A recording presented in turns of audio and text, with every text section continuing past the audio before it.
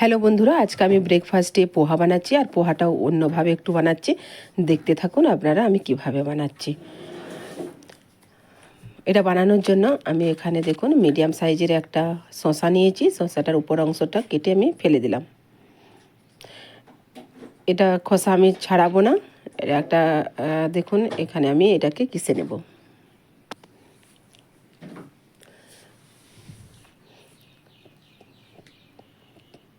পুরো শসাটা দেখুন কিসা হয়ে গেছে। এবার আমি এটাকে অন্য পাত্রে রেখে দিলাম। একটা লঙ্কা আমি ছোট ছোট করে কেটে রেখেছিলাম, সেটাও আমি দিয়ে দিলাম। এক বাটি পোহা আমি ধুয়ে রেখেছিলাম, পোহাটাও এর সাথে দিয়ে দিলাম।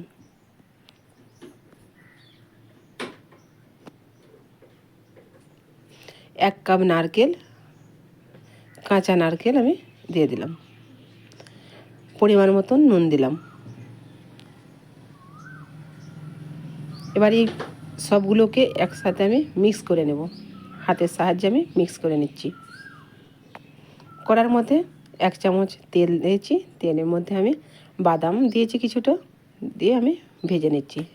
বাদাম কম বেশি আপনারা করতে পারেন। বাদামটা যখন একটু ভাজা হয়ে গেছে আমি সরষা দিয়ে দিলাম। এর মধ্যে আমি কারি পাতা দিলাম।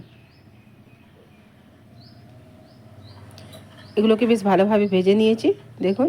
এবার আমি মিক্স করে রাখা পোহাটা আমি দিয়ে দিলাম। বেশ ভালোভাবে নাড়াচাড়া করা হয়ে গেছে দেখুন। নাড়াচাড়া পোহা আমার রেডি হয়ে গেছে।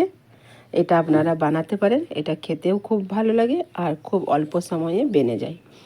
গরমের দিনে বেশিক্ষণ কিচেনে থাকতে মন যায় না, তাই এটা বেস্ট।